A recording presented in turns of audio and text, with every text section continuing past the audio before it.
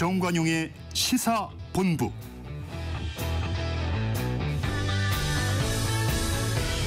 이부입니다. 대선 후보 단일화를 두고 진통을 겪던 국민의힘 초유의 후보 교체 시도까지 벌어졌지만 후보 교체가 당원 투표로 부결되면서 오늘 김문수 후보가 대선 후보로 등록하며 일단 봉합된 상황이죠. 잠시 후 직진본능 직설하고 시간 관련 정치권 상황 60분 동안 집중적으로 토론 펼치겠습니다. KBS 라디오의 모든 프로그램 유튜브에서도 함께할 수 있습니다. 실시간 방송 보실 수 있고요. 정치, 경제, 사회, 문화 다양한 콘텐츠들 마련되어 있어요. KBS 1라디오 유튜브 채널 구독, 좋아요, 댓글 부탁드립니다. 일요일 2부 출발하죠.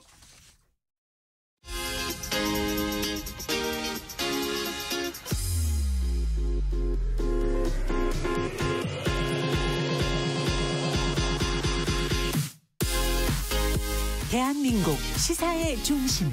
토요일, 일요일 낮 12시 10분. KBS 1라디오 정관용의 시사본부.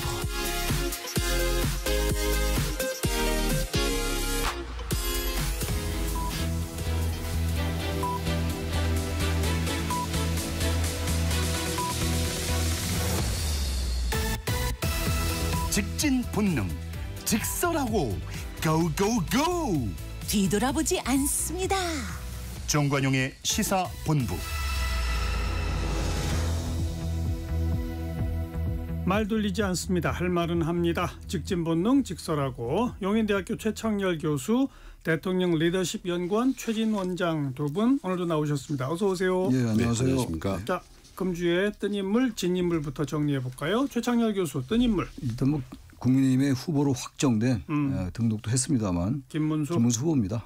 뭐 어쨌든 당이 상당히 조직적이고 체계적으로 후보를 이제 교체했었는데 어쨌든 그걸 이겨내고 당원 투표에서 한동수 후보로의 교체를 반대했으니까 그걸 이제 뚫어냈으니까 버티고 아무튼간에 상당히 이번 한 주가 김문수 후보에게는 큰 한 주였다. 나름대로 어쨌든 국민의힘의 후보로 확정돼서 인물로 잡았습니다. 네. 최진 원장은 어떤 인물? 저도 먼저 김문수 말씀하실 줄 알았지만 저도 한 번 더 하겠습니다. 한물간 정치인 줄 알았는데 이거 정말 만만치 않네. 그래서 드라마틱한 대역전극을 펼친 김문수의 뚝심. 와, 이게 정치력 만만치 않네, 살아있네, 뭐 이런 의미에서 뜬 인물로 한번 꼽아봤습니다. 진 인물은 또 두 분 다 한독수 하는 거 아니에요? 그럴 수밖에 없을 것 같아요. 왜냐하면 워낙 이 한독수 후보가 이번에 좀 무리를 범했어요. 단일화에 관련돼서 이제 국민의힘 경선 때부터 계속 뭐 이른바 한독수 차치론이 있었습니다만 본인 스스로가 입당하지 않으면서 말이죠. 이렇게 무임승차하려 했던 것 자체가 무리였고 이번 그야말로 그 난리는 그 국민의힘 내부에서의 이 얘기는 김문수 후보도 물론 책임이 전혀 없지 않습니다. 단일화를 계속 약속했기 때문에 그럼에도 불구하고 역시 국민의힘 지도부와 한독수 전 후보죠. 이제 한독수 전 대통령 권한대행이 가장 큰 책임이 있다고 보고 그렇죠. 아무튼 간에 후보가 됐다가 후보 확정됐지 않습니까? 오늘 등록만 안 했던 건데 후보로 교체가 됐었는데 당원 투표에서 완전히 또 역전이 돼가지고 가장 이번 한 주에서 정말 부끄러운 인물로 꼽지 않을 수가 없다. 그래서 꼽았습니다. 최진 원장. 저는 윤자 들어간 사람인데요. 한독수를 밀어붙였다는 의혹을 강하게 받고 있는 윤석열 전 대통령 그리고 쌍권으로 이제 불리우는 윤핵관 핵심들 그리고 또 친윤파 국회의원들 이 사람들은 진짜 이번에 자기들의 뜻대로 되지 않는다 당이 이걸 여실히 온몸으로 느꼈을 것 같고 그렇죠. 동시에 이렇게 무지막지하게 무리하게 밀어붙였던 이 윤자 돌림의 세력에 대한 비판 이 엄청나게 저는 많을 것 같아요. 특히 당 내 비판론. 그렇죠. 그렇죠. 그런 점에서 확실하게 지금 진 인물과 진 집단이 아닌가. 자, 좀 거슬러 가 봅시다. 지난 3일 날 김문수 후보가 최종 후보로 됐지 않습니까? 그리고 이제 곧바로 권영세, 권성동 등이 찾아가서 뭐 선거 공보물 발주 등등을 해야 되니 7일까지는 단일화해야 된다. 그러니까 3일 날 된 사람한테 4일 날 토론회하고 5일, 6일 조사해서 7일 날 하자. 뭐 이렇게 했다는 거 아니에요? 네, 그렇죠. 근데 두 분도 이 경선 막바지에 가면서는 막 김문수가 됐건 한동훈이 됐건 아마 당 지도부의 한덕수와의 단일화 요구에 순순히 안 응할 거다. 두 분 다 예상하셨죠? 그렇죠. 네, 그렇습니다. 일단 후보가 된 다음에는 생각이 달라질 수밖에 없는 것이고 거죠. 그리고 아무튼간에 정당한 절차를 거쳐서 후보가 됐기 때문에 근데 일단 김문수 후보도 처음에 명분이 없었을 거예요. 워낙 그 단일화 주장을 강하게 했고 얘기를 많이 했으니까. 그리고 그 단일화 하겠다라는 것 때문에 아마 당원들의 표가 많이 모았다고도 우리가 추론할 수 있거든요.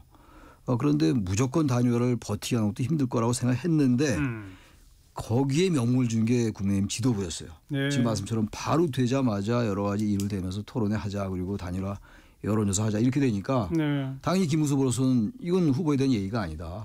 그리고 당무 우선권이 있는데 내가 아직 룰 세팅도 안 하고 있는데 어떻게 이럴 수 있느냐라고 이제 딱 명분이 생긴 겁니다. 예. 일단 명분도 있고 법적 정통성이 있기 때문에 그러면서 일이 꼬인 거거든요. 그러면서 김문수 후보가 그야말로 뚝심을 보인 건데 국민의힘이 이번에 정말 크게 반성해야 될 겁니다. 아마. 아무튼 그러니까 누가 되든 분명히 버틸 거다. 네, 그렇죠. 우리는 이제 대충 그렇게 인식했는데 아마 권영세, 권성동 등은 그렇게 인식을 못했나 봐요. 그렇죠, 말이죠. 응할 거라고 봤나 봐요. 그러니까 일단 저는 친윤 쌍권들이 밀어붙이겠어요. 한덕수를 띄운 것도 저는 전략이라고 보는 거고, 그죠? 그리고 김문수를 민 것도 전략이라고 보는 거고, 그다음에 김문수가 자꾸 입으로 단일화 하겠다라고 얘기한 것도 전략이라고 봅니다. 그렇죠. 누구나 아는. 서로 전략이죠. 그런데 전략적 발언들이 오고 갔는데 최종적으로 김문수에게 너는 거짓말이나 왜 말 바꾸냐라고 하는 거는 좀 오해가 있다고 보는 거고, 일단 공식적으로 확실하게 공당의 대권 후보가 됐지 않습니까? 확정됐잖아요. 그런데 저희들이 방송에서 뭐라고 했냐면 여기서 자 일단 공식적으로 선출이 됐기 때문에 김문수 후보가 버티면 방법이 없다라고 얘기를 하고 누구나 모든 평론가 다 얘기했는데 그렇죠. 방법이 있더라고요. 있죠. 보니까. 있더라고요. 심야에 어떻게 기기묘묘한 방법을 찾아낸 거예요. 그렇습니다. 그 부분은 정말 와 아직 저희도 공부 더 해야 되겠다. 이게 심야의 비대위에서 후보 자격 박탈을 하는 그 기묘한 전략이 있더라고요. 근데 이제 진짜 그 한덕수로 반드시 단일화를 시켜야 되겠다라고 하는 생각이 있다면 11일 이전에 해야 되는 거는 분명한 건 맞아요. 맞죠. 11일 이후에 단일화돼 버리면 그 또 한덕수한테 당 돈을 쓸 수도 없고 뭐 선거운동을 못 한다. 나중에 선거비 보전도 못 받고. 그러니까 어쨌든 11일까지는 끝내야만 된다는 절박한 상황은 이해하겠는데 조금 아까 우리 최진 원장이 얘기한 것처럼 그래도 김문수가 버티면 방법이 없는 데가 아니라 방법을 찾아내서 밀어붙였단 말이에요. 그 방법 어떻게 생각하세요? 새벽에 그렇게 하는 거. 새벽에 곧 0시에 비상대책위원회가 이제 선거관리위원회를 소집해서 후보 자격을 취소했잖아요. 네. 그 이른바 이제 당원 74조의 2 아닙니까? 그 상당한 사유가 있을 때는 선관위나 비대위의 의결로 이제 바꿀 수 있다 이 얘기인데 이 상당한 사유를 여기에다 대응한다는 것 자체가 무리였어요.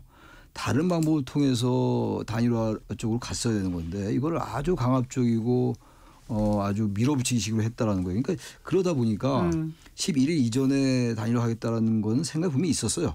저는 무조건 이걸 음모로 뭐 윤석열 대통령과의 모의가 있었다 이렇게만 보지는 않는데 아무래도 김문수 후보보다는 한덕수 후보가 외연 확장성이 있다고 봤을 겁니다. 아마 김문수 후보가 워낙 탄핵에 대해서 강고하게 반대해 왔기 때문에 그런 건 이해가 가는데 방법이 있어가지고 비대위 선관위 당원 74조 2를 이제 원형해서 하겠다는 건데 이거는 김문수 후보에게 엄청난 명분을 준 거예요. 아니 그래놓고 또 다음번 후보자 할 사람 접수하겠습니다 해놓고 1시간 만에 그것도 새벽 2시에 공고해서 3시부터 4시까지 한 거 아닙니까? 3시 20분에 등록했는데 이런 거는 제가 이 소식을 맨 처음에 접했을 때 유신 때 생각이 나더라고요.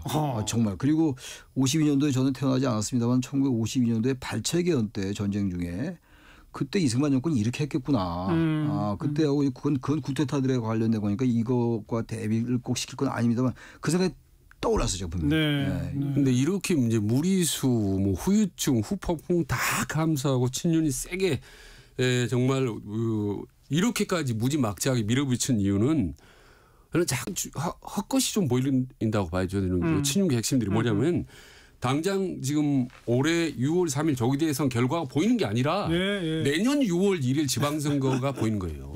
한마디로 당권과 공천권 이게 완전히 이게 우리가 잡아야 된다. 자, 이거 놓치면 큰일 난다. 죽는다라는 이런 아주 절박한 심정이 있기 때문에 친윤계가 저렇게 앞뒤 재지 않고 막 밀어붙인다고 봅니다. 네. 아니 지금 이번에 뭐 드라마틱한 역전극 김문수가 펼쳤지 않습니까? 당권 잡았다. 대선은 졌지만 김문수의 어떤 세력이 그럼 어떻게 되겠습니까? 당직 개편 쫙 가는 거고 그다음에 이제 후반기 국회직도 해야 되지 않습니까? 이거 다 모든 인선권, 그다음 공천권 다 김문수 세력이 쥐게 되는 겁니다. 이게 악몽이죠 친윤계에게는. 그렇기 때문에 이판사판 막 밀어붙였다고 봅니다. 네. 앞뒤 안 가리고. 네.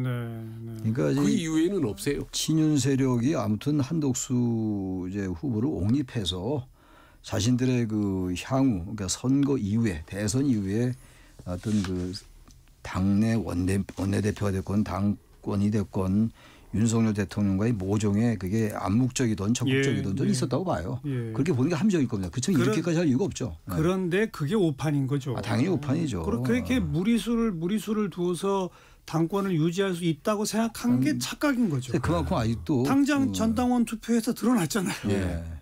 이거 이제 그 전에 단일화에 대한 그 여론조사가 높게 나왔잖아요. 80% 이상이 나와서 아마 그걸 믿은 것 같은데 그건 이렇게 아주 과도하고 무모한 이러한 절차가 진행되기 전 얘기예요. 아 그렇죠. 그런데 차원이 다른 얘기죠. 10일 새벽에 이러한 일들이 벌어지면서 당원들도 한덕수로의 단일화 원했던 당원들도 이거는 아니다. 이런 절차는 아니다라고 해서 뒤집힌 거거든요. 이걸 전혀 예상 못했던 거예요. 그러니까 그만큼 거슬러 올라가면은 탄핵 경우에도 사실 당 지도부가 탄핵돼서 사실상 반대했거나 마찬가지였거든요. 그만큼 민심이라든지 이런 것들에 대한 민주주의에 대한 인식이 대단히 부족하다. 그렇게 볼 수밖에 없습니다. 기본적으로. 근데 이번 구도를 그렇게 보더라고요. 그러니까 한덕수를 미는 친윤파 때 김문수를 미는 강성 구파의 어떤 그 헤게모니 싸움, 쟁탈과 주도권 싸움이다라고 이제 보는데 이게 워낙 심하게 맞붙어서 뭐 새벽에 뭐 쿠데타 형식으로 벌어지니까 저는 상당히 좀 온건한 당원들이 볼 때 와 이러다가는 완전히 우리 망하겠다 죽겠다. 아 이런 위기 의식이 결국은 어떤 당원들의 표의 반란, 극적인 김문수의 어떤 후보 자격 회복으로 저는 이어졌다고 저는 보는 거죠. 그런데 솔직히 고백컨대 저는 당원 투표에서 부결될 거라는 예상은 솔직히 못했어요. 저도 못했습니다. 당연히 될 줄 알았어요. 어제 밤늦게 뉴스를 접하고서 약간 놀랬거든요. 그러니까 이 말이 무슨 말이냐면 국민의힘 당원분들을 제가 너무 무시했다는 거예요. 그러니까 이제 당원들도 다른 건 다 뭐 그야말로 강성 지지층들로 갔는데 탄핵에 대한 생각도 그런데 그런 절차는 동의할 수 없었다는 거예요. 해도 너무한다라고 보는 거죠. 어지간하면 그렇게 안 됐을 겁니다. 그러니까 새벽에 기습적으로 그렇게 후보를 교체하고 1시간 딱 줘서 후보 한 명을 등록시키고 이건 누가 봐도 상식에 부합하지 않는 거예요. 좀 우스꽝스럽죠. 우스꽝스럽죠. 그러니까 이건 동의할 수가 없었던 거죠. 게다가 그런 조치를 하자마자 홍준표, 한동훈, 안철수, 뭐 나경원까지 다 반대했지 않습니까? 모두 다 그 강도 높게 비판을 하니까 그런 것도 당원들한테 영향을 미쳤겠죠. 영향을 많이 그렇습니다. 그러니까 다 떨어냈지 않습니까? 지금까지 뭐 이준석부터 한동훈 뭐 떨어내고 그다음에 방금 말씀하신 대선 후보들 다 떨어내서 뺄셈 정치하고 마지막에 친윤 어떻게 보면 한 줌밖에 남지 않아 친윤이 당을 장악하려고 한다. 이러면 당권이나 공천권은 뭐 두 번째고 완전히 당이 정말 이 공중물에 되겠다. 이런 위기의식을 갖는 보수파인데 사실 솔직히 말씀드리면 국민의힘 당원들이 그동안은 상당히 좀 현명한 판단을 해왔다라고 보기는 어렵지 않습니까? 그러니까 솔직히. 저도 너무 무시했던 것 같아요. 잘못 판단한 거죠. 워낙 절박함을 느꼈던 것 같습니다. 국민의힘 당원들이. 해도 너무하면 안 된다고 각성하신 거니까요. 그죠? 저는 그거라고 봅니다. 그러니까 이게 다 지나간 얘기입니다만 지나가봐야 얼마 되지도 않았으니까 지난번 대선 이 경선에서 말이죠. 김문수 후보가 얘기했던 건 도저히 저는 개인적으로는 전혀 동의할 수가 없었거든요.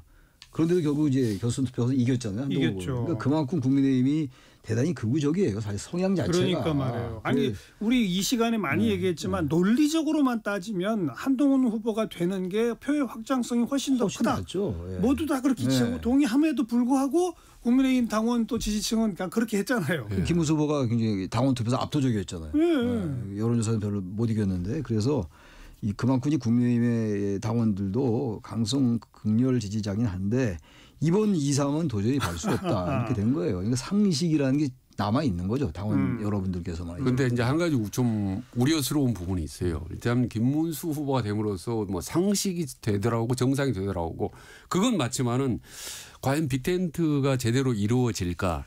뭐 이미 물론에서 그러니까 외부에서 한덕수가 하면은 나는 참여할 용도 있다라고 얘기했던 사람이다. 이를테면 이낙연 같은 경우 이제 불출마하고 그 다음에 이를테면 뭐 손학규 대표 전 대표가 어떨지 모르겠고 또 김무성 같은 것도 어떨지 모르겠어요.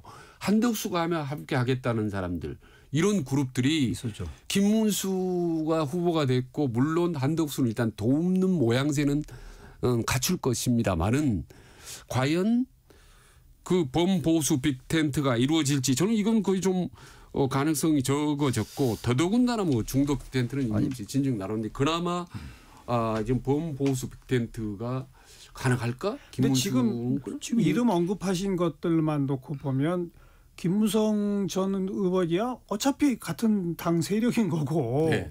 방금 뭐 이낙연, 손학규 이렇게 언급하셨잖아요. 예. 그분들이 함께 하든 말든 국민한테 무슨 영향을 미칩니까?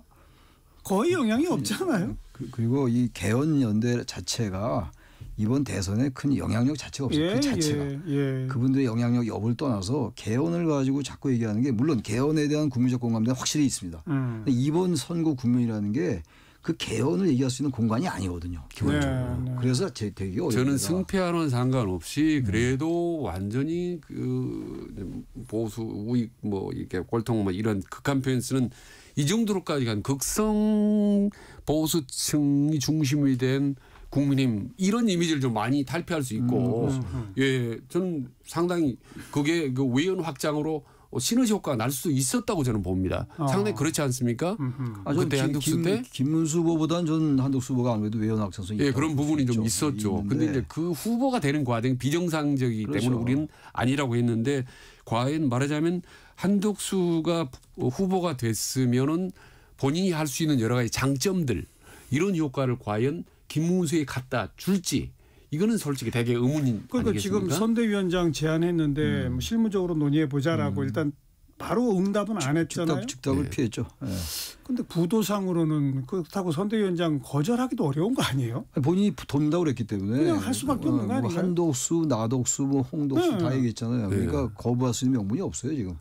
근데 이제 제안을 수락해 할 겁니다. 할 텐데 과연 얼마나 이제 이 파급력이 있을까 한덕수 후보 이번 과정 자체가 이러지 않았으면 나름대로 의미가 있었을 텐데 그러니까요. 과정을 너무 전략적이지 않게 접근했어요. 그리고 후보가 아닌 맞습니다. 후보가 아닌 상태에서 선대위원장으로서의 한덕수의 외연 확장 력에는 한계가 있다고 보는 거고 좀 이런 예측을 해본다면 저는 이제 6월 3일 조기 대선 끝나면요 일단 그 국민의힘 후보가 김문수 후보가 패배한다 하더라도 아마 당 내부에 과감하게 친윤계가 된 척결 배제 이런 작업이 좀 일어날 거고 보고 특히 한덕수 전 뭐 대행 같은 경우는 그냥 존재감이 확 뒤로 밀릴 거라고 사라질 거라고 보는 거죠. 당장 그 당원 투표에서 부결되자마자 한동훈 전 대표 같은 경우 뭐 아주 강하게 심지어는 윤석열, 김건희 이름을 실명 거론하면서 이 당이 그 사람들 당으로 계속 끌려가는 거 안 된다는 식의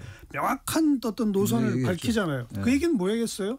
지금 어차피 비대위원장도 사퇴했죠. 대선 끝나면 당장 전당대회 해야 돼요. 그렇죠. 내가 당권 쥐겠다는 거죠. 한동훈 전 대표 측에서는. 그리고 이번에 요 1년의 과정에서 자신들 쪽으로 당권이 올 가능성이 훨씬 커졌다라고 보는 거죠. 네, 예, 그렇게 되는 것 같습니다. 그러니까 친윤 세력들은 이번에 완전하게 명분을 상실했어요. 그러니까 이 새벽 이것 때문에 새벽에 이른바 기습적인 그런 후보 교체. 그야말로 권위주의 시대 때도 이러한 일은 제가 본 적이 없거든요. 전무후무한 유례가 없는 일이기 때문에 사실 뭐 김문수 후보도 어떻게 보면 친윤 세력이에요. 넓게 봐서 명확한 친윤 세력이죠. 그리고 저기 후보 되자마자도 윤석열 전 대통령은 출당 없다. 그러니까 김문수 후보가 됐건 한덕수 후보가 됐건 구도상으로 민주당에게 완전히 명분을 주는 이제 이런 정치인들이에요 사실은. 근데 지금 뭐 사실 큰 차이도 없어요. 근데 이 절차 자체가 워낙 상식을 벗어났기 때문에 지금 김문수 후보가 대단히 정의로운 것처럼 우리가 말씀드리고 이건 정당한 절차에서 했으니까 이런 것이지 사실상 우리가 본질적으로 볼 때 이 두 사람 다 경연이 있기가 어려운 구도다. 그럼 두 분 말씀 종합해 보면 이번 경선 파동이 뭐 난리가 났지만은 사실은 국민의힘이 새로 거듭나고 쇄신하는 데는 기폭제 역할을 할 수도 있다. 있죠. 라고 하는 게 조금 전에 말씀하신. 예, 저도 충분히 그 부분 동의합니다. 이제 이러면 친한계라는데 이번에 친한계가 경선 문제 있다라고 할 때 16명이 했더라고요. 전 16명은 절대 적은 숫자 아닙니다. 저는 이후 급격히 줄어들어서 저는 거의 존재가 미미할 줄 알았는데 거의 저는 16명만 똘똘 뭉쳐도 좀 당을 변화시키는 데 상당히 역할을 할 수 있다고 봅니다. 그 무슨 말씀인지 알겠는데 저는 어려울 것 같아요.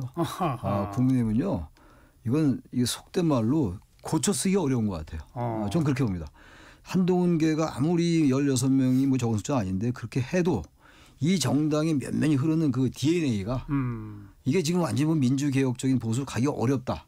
저는 사실상 이 국민의힘은 이번 차제 대선이 끝나고 어떻게 될지 모르겠으나 이 정말 친윤 세력들의 이른바 지금 여태까지 보였던 행태 같은 거 며칠 전에 그런 기습적인 후보 교체 아니더라도 저는 한동훈 대표가 쉽지가 않을 것 같아요. 전 대표가. 저는 이제 그 부분에 상당히 또 의견이 좀 다릅니다. 저는 일단 당 지도부가 그동안에 당을 좌지우지했던 명분 이번 완전히 다 날아갔다고 봅니다. 삭제하고 6월 3일 날 지금 들어가면 상당히 국민의힘이 참패할 가능성이 높습니다. 이렇게 되면 어느 친윤계가 목소리를 높이겠습니까? 숫자 많은 덩치 큰 공룡 상태에서는 침묵을 찍소리도 못할 거고 그때부터 저는 친한계는 물론이고 안철수라든지 여러 가지 비윤계들이 우죽순으로 저는 올 겁니다. 예를 들면 오세훈도 그럴 거고 그렇게 되면 저는 당 상당히 크게 변할 거라고 보죠. 현직 시장이니까 당권 도전은 못할 것이고. 당권 도전 저는 이제 목소리를 키울 거라고 보는 거죠. 문제 뭐냐면 이 국민의힘이 지금 이제 기반하고 있는 세력이 강성 극우 세력이에요. 이 사람들을 계속 의식해서 이렇게까지 온 거거든요. 왜냐하면 이 권성동, 권영세 이분들도 모를 리가 없을 거라고요. 근데 왜 이렇게 왔습니까? 아니 저는 우선 당에 제 말씀 들어보세요. 기본적으로 그러한 세력이 빠져나가면 안 된다는 인식이 깔려 있어요. 그리고 만약에 친한 세력이나 아까 말씀드린 안철수 이런 사람들 이 개혁적인 보수 이런 분들이 와서 당을 해 나간다 하더라도 이게 강성 지지자들의 반응이 다르게 나타나면요. 이 사람들 힘이 또 약해질 겁니다. 그건 한두 번 와온 게 아니에요. 저는 그래서 국민의힘이 이미 끝났다. 그래요. 그러니까 최상열 교수님 말씀은 6월 3일 국민의힘 패배한 이후에도 여전히 친윤파들이 당을 좌지우지할 거라는 말씀 아닙니까? 꼭 친윤파가 아니더라도 친윤파가 아닌 김수 후보 이분도 극우적인 분이에요. 사실 어떻게 볼 때. 그러니까 어쨌든 김수 친윤파와 강성 세력들이 계속 주도할 거라는 말씀인 거죠. 친윤이라는 얘기는 안 해요 제가. 강성 지지. 그 부분이 저는 다른 거죠. 그래서 개혁적인 세력이 국민을 완전히 환골탈퇴시키긴 대단히 쉽지 않지 않느냐라는 말씀이에요. 친윤한다는 얘기 아니에요. 쉽지 않은 거는 맞는데. 저는 이제 상당 부분이 강성 우파 보수 우파들이 퇴조하고 온건 보수 세력들이 자리를 상당히 자리만큼 완전히 개혁하기는 쉽지 않겠지만 당의 큰 흐름이 저는 바뀔 거라고 보는 거죠. 6월 3일 대선 이후에는. 물론 그럼 다행이죠. 당원들의 분포가 뭐 계속 변해 왔겠습니다만 한때는 이준석 당대표도 만들었던 당원들이거든요. 그렇죠. 한때는 그랬죠. 이제 그런 거를 감안해 보면 이 윤 대통령을 거치고 계엄을 거치고 탄핵을 거치면서 이 당원들이 솔직히 좀 속된 표현을 써서 정신을 잘 못 차리고 있다가 조금씩 정신을 차려가는 거 아닌가. 글쎄요. 저도 뭐 그렇게 볼 수 있는데 저는 워낙 실망을 해서 작년 12월 3일 이후에 국민의힘은 쉽지 않을 거다. 그런 사람들이 와서 뭘 하려고 해도 다른 음모론적인 또 들어올 거예요. 이번에 보세요. 이번에 이 새벽에 그런 기습적인 거 상상이나 했어요. 근데 지금 이 저변에 깔린 대한민국에 이건 국민의힘을 얘기하는 게 아니라 한국의 극우의 어떤 그 피가 있어요. 분단 세력 그리고 한일 친일 반미 친일 이런 것 때문에 해가지고 이 국민이 거기서 완전히 개혁하기가 쉽지 않다고 해요. 그리고 보세요. 김문수 후보가 이제 만약에 직원이 이건 아직 뭐 예단하기 어려운데 만약에 결과가 안 좋다고 치고 그럼 김문수 후보 측이 당권 잡을 거 아니에요. 그 이분들이 친윤은 내치겠지만 친윤만 내친다고 되는 게 아니거든요. 김문수 후보도 상당히 이 성향 자체가 오른쪽이라고요. 근데 이분들이 자기 당권을 가지고 갈 텐데 내년에 공천권도 있고. 근데 김문수 후보가 자동으로 당권을 쥐일 수는 없잖아요. 아니, 그러니까 김문수 전당대회를 거쳐야 되는데 김문수 후보 당권 안 진더라도 일단 이번 대선 과정에서 20여일밖에 안 되지만 상당한 정도의 그 세력을 심어 놓아질 겁니다. 만만치 않을 거예요. 국민의힘 바뀌기가. 그런데 김문수 후보가 갖고 있는 강성 세력 똘똘 뭉치고 강한 목소리지만은 다수파는 아니거든요. 저는 그래서 상당부 용건 보수가 그 빈자리를 채울 것이다라고 보는 거고. 저는 제발 좀 그렇게 됐으면 좋겠어요. 정말. 아니 근데 좀 뭐 먼 미래 얘기니까 오늘은 거기까지는 더 너무 나가긴 말고 다만 아무튼 이 새벽에 이 소동 그것이 당원 투표를 통해 뒤집혔다라고 하는 것이 국민의힘 변화 가능성도 있나 보네라고 하는 식의 그렇죠. 생각을 불러일으키고는 있다. 그 정도까지는 동의할 수 있는 거죠. 맞습니다. 동시에 이준석 후보 득표율은 좀 더 올라가지 않을까요? 올라가겠죠. 왜냐하면 이 국민의힘에게 워낙 실망을 했으니까. 저는 그래서 이런 생각도 해봤어요. 한 어제 그제 며칠 어간에 이러다가 잘못하면 후보 등록을 못하겠다. 기호 2번이. 맞아요. 그래서 했어요. 그렇게 되면은 자연스럽게 이준석으로 범 여건이 범 보수가 단일화되는 거 아닌가. 그래 버릴 수도 있었죠. 그렇게 한번 해볼 만하다. 이준석 대 이재명. 뭐 승패 아무래도 이재명 쪽이 유리하겠으나 일단 범 보수 개혁 보수란 그 이미지가 생기는 거니까. 야 그러면 대선판이 재밌어지겠네. 라는 생각도 하긴 했습니다 제가. 근데 이제 그건 뭐 물 건너 갔고요. 아니 홍준표 전 후보 같은 경우 그 노골적으로 뭐 새벽 파동을 겪으면서 이번 대선판은 이재명 대 이준석이 돼버렸다 그랬잖아요. 두 이준석과 홍준표 많이 가깝지 않습니까? 그래도 케미를 좀 보여줬는데 아마 홍준표 뭐라고 전 대구시장 같은 경우는 아마 미국 가서도 원거리 SNS 정치를 저는 할 가능성이 좀 이미 했어요. 이미 했죠. 오늘 오전에 이미 글을 썼어요. 그 가능성이 높은데 저는 그 국민의힘의 표들 반발한 표들이 이준석이 몽땅 갈 것 같지는 않고요. 물론 몽땅은 안 가죠. 몽땅한데 근데 최근 여론조사 보니까 뭐 두 자리 나온 것도 있더라고요. 이준석이 3자 대결 했을 때도. 그래서 상당히 고무적이고 또 어떻게 보면 이준석 의원 같은 그런 제3세력이 좀 크고 강화되는 것이 거의 정체적인 정치 발전이라든지 구도상 저는 플러스 효과가 더 많다고 봅니다. 그러니까 이준석이나 한동훈 이런 사람들이 뭐 그 사람들 꼭 지목하는 건 아닌데 그런 유의 사람들, 그런 유의 정치인들이 좀 목소리 좀 낼 수 있어야 돼요. 안철수도 그렇고 너무 양극으로 지금 민주당도 완전히 사실은 강구한 체제잖아요. 거기도 이재명 대표에 대해서 전혀 얘기 못하는 상황이거든요. 이쪽도 마찬가지고 이쪽은 윤석열 전 대통령 쪽은 말할 것도 없고 그래서 아니 사실 이준석이나 안철수는 제3세력도 아니에요. 그냥 보수 세력이에요. 보수 세력. 근데 그분들이 얘기를 목소리를 못 내는 거예요. 양극화가 돼 있다 보니까. 뭐 중도 뭐 하신다는 거 아니에요? 그러니까 한국 사회가 중도 진보가 되건 중도 보수가 되건 이 중도를 담아낼 그릇이 필요한데 그게 없는 거예요. 그 사람들이 바로 이제 안철수, 이준석, 한동훈 이런 사람들이거든요. 그래서 그 사람들이 당을 나와라.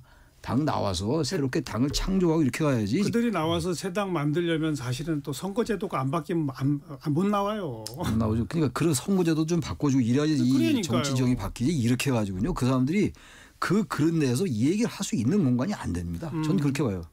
그러니까 중도의 제3세력이 서로 뭉치고 단합하고 연대하는 것은 필요하고 가능하나 따로 떨어져서 당을 만드는 것은 사실은 쉽지 않다고 봅니다. 여태까지 한국 정치 역사에서 제3당 시도가 얼마나 많았어요. 그러나 결국 다 그만두게 되는 건 바로 이 소선거구제 이것 때문이에요. 그렇죠. 뭐 선거제도 개편 없이는 정치구조 개편 쉽지 않다. 어렵다. 이건 뭐 우리가 수도 없이 얘기한 거 아닙니까? 그 다당제가 되려면 비례대표를 하더라도 제대로 해야 되는데 제대로 해야 위성정당 만들고 꼼수 부리고 뭐 똑같아요. 진보보수할 거 없이. 그러니까요. 저는 거기에 이제 하나 더 붙이면 그보다 더 심각한 건 중요한 거는 저는 공천제도라고 보는 거죠. 공천제도. 물론이죠. 그 말씀. 공천제도도 선거제도의 큰 틀의 하나거든요. 그런 게 같이 바뀌어줘야 되는 것이지. 사실 그런 아까 거론한 이런 사람들이 이 숨쉴 공간이 안 되는 거예요. 이 제도적. 저는 무슨 말이냐면 소선거구제 설령 중대선거구를 하더라도 지금처럼 말이죠. 보수인 총재 대표가 당대표가 그냥 공천을 좌지우지하고 연에서 적당히 하는 이런 구조에서는 전혀 선거구제가 의미가 없다고 보는 거죠. 선거 공천제도가 상당히 바뀌면 저는 현재 소선거구제를 하더라도 얼마든지 저는 정치개혁 효과를 볼 수 있다고 저는 항상 생각을 합니다. 아무튼 자기 무덤을 파는 식의 행동을 거듭거듭 반복해서 국민의힘은 사실 계엄 선포가 자기 무덤 판 거고요. 그렇지 않습니까? 이 새벽에 이 소동이 자기 무덤을 판 거잖아요. 한번 더 팠죠. 뭐 이런 그 결과로 아무튼 우여곡절 끝에 김문수 후보로 확정이 됐는데 이제 뭐 당장 김문수 후보는 모두 다 힘을 합쳐 통합합시다라고 하지만 과연 그 통합력이 어느 정도 발휘될지는 지난 이 과정들이 너무 지난해서 쉽지 않은 것 같은 상황이에요. 아직은. 1시 30분 막 지났습니다. 잠깐 교통정보 전해드릴게요. 정현정 씨. 네, 먼저 경부고속도로 상황인데요. 서울 쪽입니다. 양재 부근부터 시작된 정체가 반포까지 이어져 있고요. 반대 부산 방향으로는 입장 부근 1차로는 장애물이 떨어져 있습니다. 경인고속도로 서울 쪽으로 신월에서 막히고요. 서울 양양고속도로 양양 방면 서종 부근 1차로는 승용차 관련 사고 있어서 처리하고 있습니다. 서해안고속도로 서울 방면인데요. 부안 부근에서는 승용차 고장난 차 서 있고요. 일직분기점에서 금천까지 막힙니다.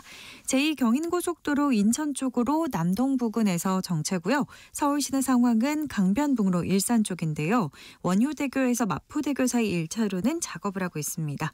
올림픽대로 잠실 쪽으로 동호대교에서 성수대교 사이 4차로는 작업으로 막혀 있어서요. 미리 다른 차로로 변경하시기 바랍니다.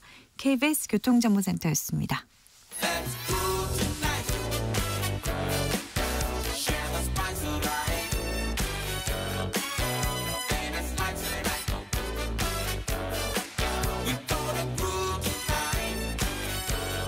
국민 MC 정관용. KBS 1라디오 정관용의 시사본부. 들어보면 달라요.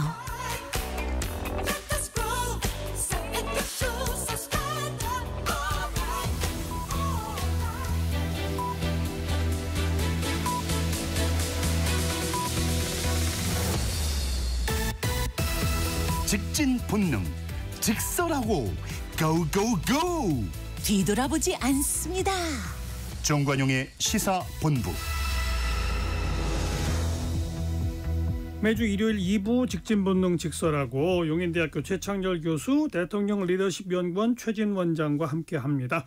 후반부 공통질문입니다. 금주의 핫한 한마디. 최창렬 교수. 저는 이재명 후보가 오늘인데요. 오늘 전남 화순 경청투에서 한 말이에요. 반역사 세력, 반민주공화국 세력을 반드시 제압하고 국민이 주인으로 존중하는 나라를 만들자. 이건 뭐 너무나 원론적인 얘기 같습니다만 지금 탄핵되고 난 다음에 국민의힘의 행태 지금까지 우리가 말씀 나눴습니다만 아직도 이제 이런 것들이 너무 많이 깔리는 것 같아요. 한국 사회에. 정말 이번 대선을 통해서 어느 쪽이 정권 잡는 건 물론 중요하겠습니다만 정말 이 역사적으로 국민들의 부응하지 못한 세력, 민주공화국을 위협한 세력은 반드시 척결할 필요가 있다. 좀 그러면서 이재명 대표 오늘 말은 상당히 의미가 있었다고 생각합니다. 네. 네. 최진 원장 금주의 한마디. 요즘에 보니까 여야 불문하고 제일 많이 등장하는 센 표현이 쿠데타입니다. 쿠데타. 맞아요. 예, 김문수 의원이 이제 야밤에 정치 쿠데타라고 했는데 이제 바로 벌려서 민주당 이제 김민석 최고는 후보 교체 쿠데타라고 표현했는데 얼마 전에 이제 아시다시피 작년에 윤석열의 친위 쿠데타. 네. 그다음에 또 의회 쿠데타다. 했더니 이게 사법 쿠데타다. 이렇게 해서 완전히 쿠데타가 일상화된 나라 아니냐. 또 한동훈 전 대표 이런 얘기했어요. 네. 친윤 쿠데타 세력에게 네. 제대로 책임을 묻자. 친윤 쿠데타 세력 또 나왔습니다. 완전 그렇습니까? 네. 이렇게 K 쿠데타 나라가 걱정되고 하나 더 붙이면요. 오늘 그 윤석열 전 대통령이 그 참 제목도 참 그 국민에게 드리는 호소문을 낭독을 했지 않습니까? 그래서 김문수 중심으로 똘똘 뭉쳐라. 예. 한독수 당지대 도우고 상대가 너무 강하다 말이자. 이게 전체주의 저걸 막아야 된다 말이지. 예. 청년들이 좀 일어나라. 예. 나는 자유민주주의를 지키기 위해서 끝까지 함께하겠다. 이런 메시지를 냈어요. 네. 대국민 호소문을. 네. 그거 제가 얘기하려고 그랬는데. 그랬습니까? 제가 그 얘기하려고 그랬어요. 근데 본인이 자유민주주의를 완전히 망가뜨리고 파괴한 분인데. 그러게 말입니다. 그 자유민주주의를 지키자. 이 대목에 이런 호소문을 내는 것이 국민의힘에게 도움이 되겠습니까? 보수진영에도 전혀 저는 도움이 안 되고 오히려 마이너스가 될 거라고 생각하는데 예. 저는 이런 호소문이 윤석열 대통령이 국민의힘의 경선에 배후에 검은손으로 작용했을 가능성이 높다라는 하나의 작은 증거라고 저는 보는 거고 네. 이번 대선에도 앞으로 계속 내가 윤심을 좀 작동을 하겠다는 그런 의지가 그대로 네. 나타난 저는 호소문이라고 보는 거죠. 네. 근데 윤석열 전 대통령은 그 자유민주주의를 끝까지 지키겠다. 네. 근데 그게 정말로 그렇게 생각하는 건지. 그래서 제가 이건 도저히 그래서 제가 아까 이재명 대표의 이 얘기가 너무나 원칙적인 얘기를 하더라도 반역사 세력 이런 게 이게 역사적이지 않은 거예요. 이제 그게 그러니까 그 자유민주주의를 지키겠다. 또 이번에 국민의힘의 후보 경선 과정에서도 거의 모든 후보가 우리가 자유민주주의를 지켜야 하기 때문에 내가 후보가 돼야 한다는 식의 표현을 다 쓰잖아요. 거기에 전제가 뭐냐면 이재명 후보와 민주당 세력은 자유민주주의 세력이 아니다라고 하는 인식이 깔려 있단 말이에요. 그런데 그게 당내 경선 과정이니까 뭐 그럴 수 있다고 쳐도 본선이 되면서 계속 그 표현을 쓰면요. 중도층은 누구도 그쪽으로 안 가요. 야당을 자유민주주의 세력이 아니라고 보는 그 인식을 계속 내비치는 한 중도를 스스로 밀어내는 거라고요. 이제 본선이 되면 중도를 잡기 위해서라도 야당과 아주 그 경쟁력, 그 정책 경쟁을 하겠습니다. 올바른 정치를 하겠습니다. 이 소리를 하게끔 돼 있거든요. 근데 여전히 자유민주주의를 지켜야 된다. 뭐 이 말로 반복한다는 건 아니 글쎄 그래서 제가 국민의힘으로서 어렵다고 얘기하는 거예요. 자유민주주의를 싫어하는 사람이 대한민국에 누가 있겠습니까? 다 좋아하고 다 원하는 거고 최고 가치죠. 근데 윤석열 전 대통령 입에서 나온 자유민주주의는 완전히 다르잖아요. 오히려 전체주의 비슷한 얘기고 자기가 마음대로 하는 자유민주주의 이런 거기 때문에 저는 국민의힘이 자꾸 자유민주주의를 이야기할수록 그러니까요. 그럼 뭐 역효과가 저는 난다고 보는 거죠. 한윤 대통령이 취임 후 연설문에서 자꾸 반국가 세력 척결을 얘기할 때부터 이상했지 않습니까? 그때의 자유라는 게 이제 우리가 흔히 아는 그 자유민주주의하고 다른 자유를 자꾸 쓰였던 거죠. 그러니까요. 그나저나 그래도 당원 투표를 통해서 이게 부결된 게 저는 그나마 다행이라고 보는 게 법원 가처분 신청 낸 거를 어제 법원이 바로 심리를 열었잖아요. 그리고 현실적으로 오늘까지 그 법원에서 가처분에 대한 결론을 내려줘야 되는 게 또 사실 맞거든요. 저는 분명히 가처분이 인용될 거로 봤거든요. 이런 경우에는. 그렇게 되면 당원 투표에서 가결돼서 한독수로 후보를 딱 해놨는데 그 법정에서 가처분 때문에 안 된다라고 해버리면 오히려 더 이상한 거거든요. 글쎄요. 그래서 제가 이게 일이 꼬이면 후보 등록이 안 될 수도 있겠구나 생각했더니 만약 그렇게 되면 당에서는 교체를 했는데 법원에서는 김문수에게 자격이 있다고 얘기하는 거니까. 그렇게 되면 김문수로 등록이 되는 거죠. 그런데 이제 만약 법원이 오늘까지 판결을 안 내리고 내일쯤 판결 내렸다 그러면 후보가 없어지는 거죠. 그래서 제가 아주 작은 가능성이 그렇게 봤던 건데 뭐 법원이 이제 그 당원 투표에서 그런 결과가 안 나와도 오늘까지는 내려줬겠죠. 저도 그럴 거라고 보기 봤어요. 저는 뭘 걱정했냐면 이게 관할 법원이 서울 남부지법이잖아요. 그럼 또 서울 남부지법이 그러면 또 국민의힘 운명을 후보를 결정하겠구나. 맞아요. 그럴 뻔했지 않습니까? 그러니까 뭐 헌재가 하더니 그다음에 대법원이 하더니 서울 남부지법이 하더니 그러니까 법원이 재판부가 대한민국의 정치 대통령 후보 제1야당 후보 다 좌지우지하는 세상이 오는 거죠. 법원의 잘못이 아니라 정치가 자초한 거예요. 그렇죠. 그렇죠. 그거야. 알겠습니다. 우리 민주당 얘기도 좀 해야 되는데 이재명 대표는 김영삼 전 대통령의 발언인 우리가 가만히 있으면 상대방이 자빠져 그러면 우리가 이긴다 뭐 이런 표현까지 쓸 정도로 국민의힘이 나서서 지금 민주당 선거운동을 해주는 양상이긴 한데 완전히 그거죠. 자 이제 민주당에 대해서는 지금 논란이 되는 게 두 가지입니다. 하나는 대통령 되면 재판 그만해라라고 하는 법을 만들겠다. 게다가 그 법에 무죄 주려면 그 재판은 계속해라는 조항도 넣겠다. 과연 이게 적절한가라는 논의가 하나 있고 조희대 대법원장 및 대법관에 대한 청문회를 하겠다. 물론 뭐 청문회를 해도 출석은 안 할 거라고 보이긴 합니다만 뭐 한때는 특검 얘기도 거론하다가 일단 특검 얘기는 쏙 들어가긴 했습니다만 자 이런 어떤 행보 움직임은 어떻게 평가하십니까, 최 교수? 저는 형사소송법 개정 이건 좀 자제했으면 좋겠어요. 왜냐하면 지금 이제 조희대 대법원 그 사법부가 지금 뭐 이른바 사법 구태타를 일으켰다는 거 아닙니까? 대선을 앞두고 정치에 강하게 개입했다. 대선에 한복판에 뛰어들었다는 얘기인데 근데 그거를 꼭 그렇게만 볼 건 아닌 거예요. 그 법원의 판결에 대한 것보다 이제 속도나 이제 이례적인 시기는 저도 비판을 했습니다만 그렇다고 해가지고 지금 형사소송법 그 헌법의 84조 탄핵소추의 재판이 포함되냐 아니냐 여부를 얘기하는 거잖아요. 근데 이건 뭐 다소 소설이 있지만 그건 어쨌든 재판부가 결정하게 해야죠. 그걸 법을 만들어 가지고 대통령이니까 무조건 재판하지 마시오.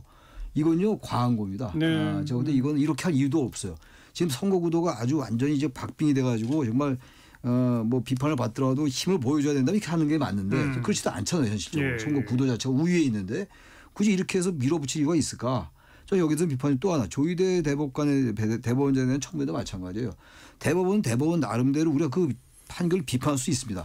또 시기도 비판할 수 있는데 그렇다고 대법원장을 무슨 위법적이고 위헌적인 것도 아닌데 물론 정치적으로 그렇게 주장할 수 있다 하더라도 그 대법원장을 청문회 불러서 얘기를 물어본다. 전 이것도 뭐 중도적 표심 이런 거 다 떠나서 이건 권한이 과도하게 남용될 수 있다 하면서 이건 좀 자제할 필요가 있다고 생각합니다. 저는 일단 뭐 사법부에 상당히 정치적인 바람이 불었기 때문에 정권이 바뀌면 사법부에 상당히 어떤 개혁의 바람이 세게 불겠다라고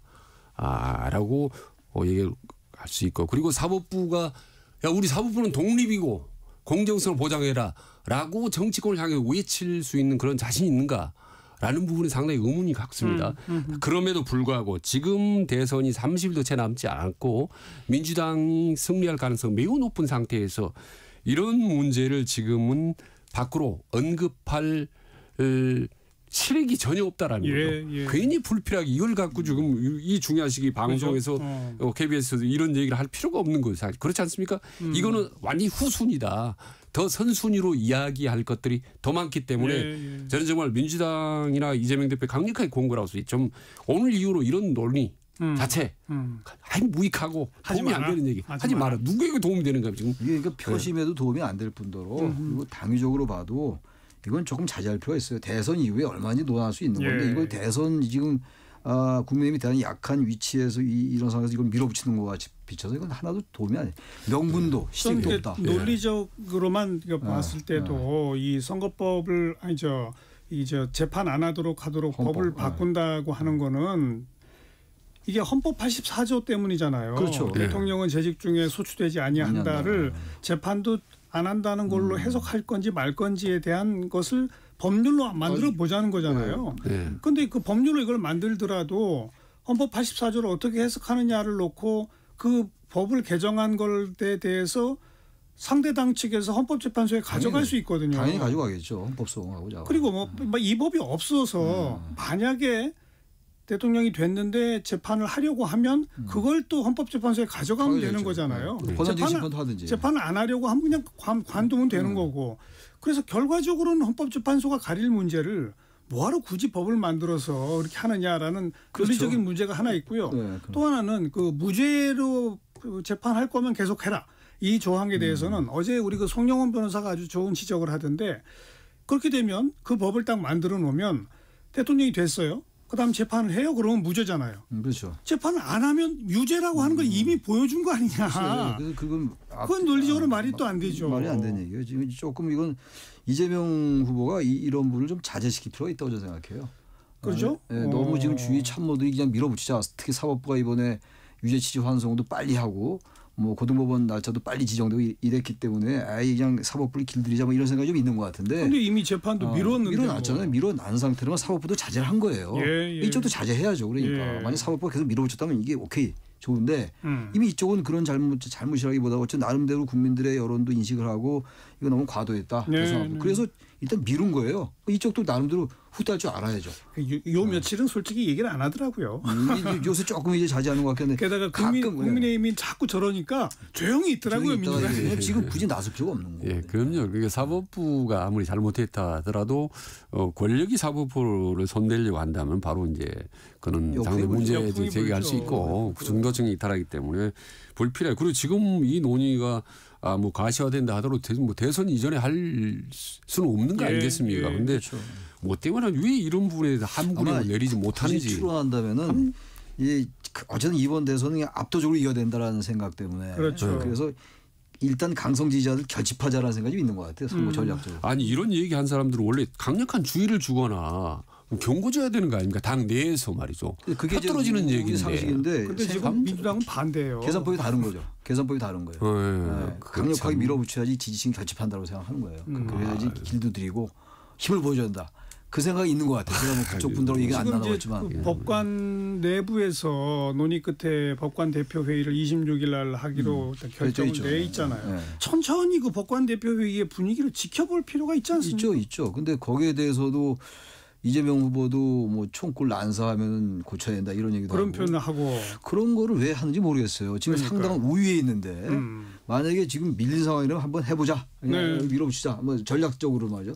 그럴 이유가 전혀 없는데 왜 그렇게 발언하는지는 굳이 우리가 추론한다면은 일단 강성 지지자를 결집해서 더 득표를 끌어올리자 이런 생각이 있는 것 같아요. 전 그 판은 그렇게 전략적이지 않은 것 같습니다. 그래서 나온 얘기가 이제 이재명이 앞으로 대선에 남아있는 그나마 유일한 적은 바로 이재명 자신이다. 뭐 이런 얘기가 그래서 나오는 거 아니겠습니까? 그래서 뭐 가령 뭐 엉뚱한 발언이 돌출 발언을 한다거나 괜히 뭐 중도층을 확 자극하는 발언을 하거나 또 이런 불필요한 어떤 논란들 이런 부분들이 참 신중을 기해야 될 필요가 있는 거죠. 지금 민주당은 지난 대선보다도 지역별 득표율을 한 5에서 10%포인트 올리자.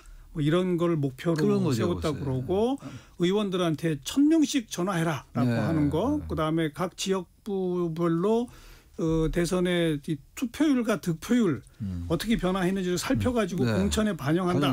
뭐 이제 이렇게 그건 어찌 보면 뭐 너무 심한 거 아니라는 발언도 있지만 정당으로서는 당연히 하는 거 아니에요? 할 수 있는데 항상 그렇게 해왔어요, 사실. 예, 항상 해왔습니다. 그러니까요. 항상. 그거 자체를 뭐라고 비판할 건 아닌데 그런 일환으로 자꾸 이렇게 밀어붙이는 거 소송법 개정한다든지 뭐 엄포가 될지 뭐가 될지 모릅니다만 조희대 대법원장 청문회 부른다 이러니 자꾸 간혹 이제 이게 난리잖아요. 그야말로 얘기를 하는 거는 썩 그렇게 유효하지 않을 것 같아요. 제가 볼 때. 지금 그럴 이유도 없다고요. 실익도 없고 그리고 중도층에서 아무리 지금 국민의힘에 지금 여기서 국민의힘 저도 엄청 비판하고 있습니다만 국민의힘을 싫어한다 하더라도 또 과학염 이쪽에 대한 역풍이 또 부는 거거든요. 물론이죠. 그런요 좀 세게 표현하면 보수나 진보 지지층이 아무리 싸워봐야 팽팽하고 비슷비슷한다고 봅니다. 그래서 이재명 대표가 저는 당원들이라도 오다를 내린다면 과반수 이상의 최대한 득표력을 하되 중도층을 극대화하라. 그렇죠. 과거 어느 대통령보다 중도층을 최대한 끌어올 수 있도록 노력해달라. 이런 지시를 내려야 되는 거 아니겠습니까?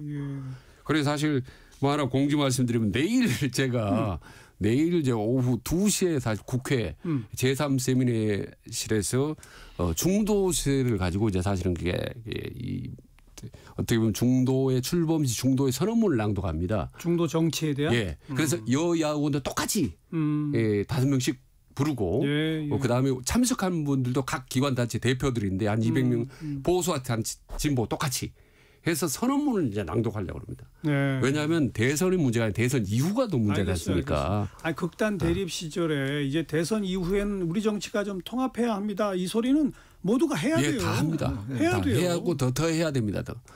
윤석열 대통령 취임사에서 통합이란 단어가 하나도 없었지 않습니까? 근데 우리 셋이 항상 강조하면 꼭 그 반대로 가더라고요. 그러니까 이제 조금만 합시다. 조금 해야 되겠어요.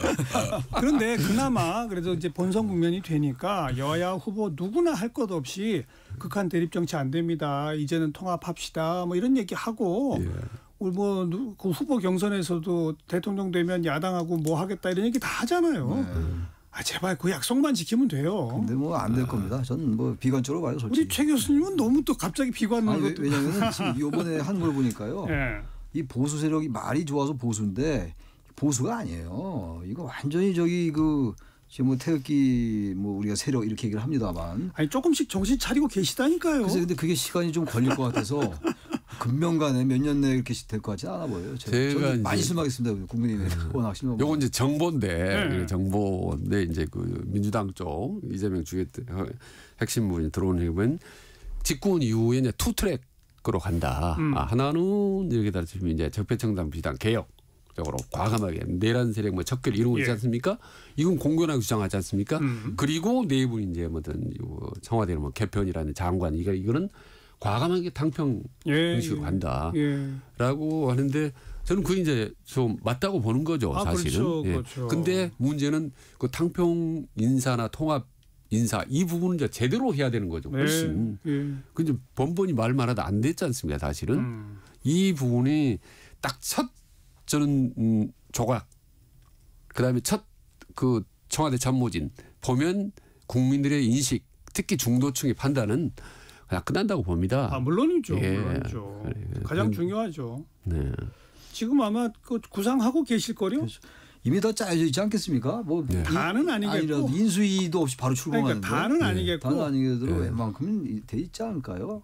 인수위가 없는데. 예, 이런저런 얘기들이 좀 들리기도 합니다. 거의 뭐 이렇게 다 너무 이제 특정 세력이 이긴다고 전제하는 것 같아서 얘기하는 것은 좀 안 되긴 했는데. 그러니까 너무 앞서가진 말고요. 근데 다만 아무튼 요 며칠 저 진행 상황을 보면서 국민의힘은 저 난리를 치고 있는데 바로 그 시간 이재명 후보는 그것도 적진인 경상북도 지역을 돌아다니고 있고 그 경상북도 지역에서 홍준표 전 후보의 고향 찾아가지고 홍준표 후보랑 통화한 얘기하고 있고 참 이게 좀 극적으로 대비되더라고요. 예, 진짜 국민의힘은 자기 무덤을 파고 그 사이에 적진을 뛰어들어 해집고 다니는 이재명 후보 뭐 이런 모습이더라고요. 이재명 후보는 뭐 사법 리스크가 완전히 해소가 됐으니까 사실상 해소된 게 아니라 완전히 해소된 상황이고 자신이 있는 거죠. 이제 아무런 거리낌이 없어요. 게다가 지금 그럼에도 불구하고 또 국민이 더 비단계 또 깔아주잖아요. 또 새벽에 여러 가지 일을 해서.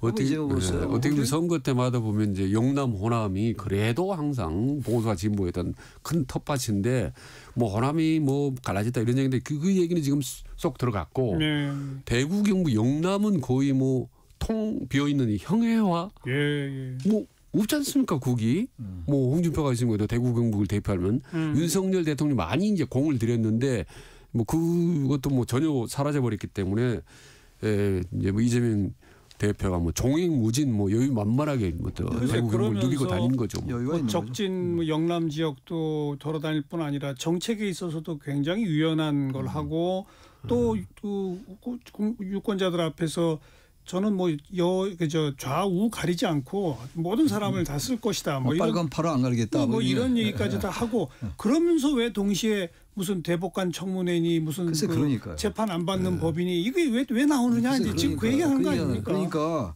앞서 말씀드린 그런 걸 하려면 이런 재판 청문회 이런 얘기 좀 놔둬야 돼요. 그래야지 이재명 대표 대개 이제 이재명 대표를 비판하는 사람들 얘기가 뭡니까? 신뢰가 없다는 거 아닙니까? 말해놓고 다른 말 한다 이거잖아요. 이럴 때 그걸 보여줘야 되거든요. 그러니까 아마 이렇게 생각하는 것 같아요. 민주당에서 이런 얘기 저런 얘기 하나 결국은 이번 대선은 계엄 심판론으로 간다. 뭐 이렇게 판단을 하는 것 같은데 저는 그런 점에서 궁금한 게 이제 김문수 후보가 막상 등록을 했지 않습니까? 근데 내일부터 후보 운동에 들어가는데 과연 윤석열 전 대통령의 친윤과 어느 정도 차별화를 할지 특히 윤석열 전 대통령 차별화 할 수밖에 없습니다. 본선에 임하면서는 안 할 수가 없어요. 선거를 칠 수가 없을 거예요. 차별화 안 하면. 그래야 그나마 운신의 폭이 넓은 건데 윤석열 전 대통령 김건희 여사를 이렇게 크게 또 포옹하고 또 같이 가려고 했다는 겁니다. 설마 뭐 이건 뭐 예측 추정이긴 합니다만 그 계엄 당일날 국무회의에 김문수 전 장관은 못 갔다는 거 아니에요. 아마도 이제 본선 치르면서는 이렇게 얘기할 거예요. 내가 그 국무회의에 있었으면 난 계엄 막았다. 아마 이런 소리 할 거예요. 그럴 수밖에 없는 거 아니에요? 근데 윤석열 전 대통령에 대한 이제 그 당 축출 문제, 출당 문제 이런 것도 물어볼 텐데. 그렇겠죠. 벌써 오늘 물어봤잖아요. 김민석 의원이 물어봤잖아요. 그 윤석열 전 대통령 구속시킬 거냐.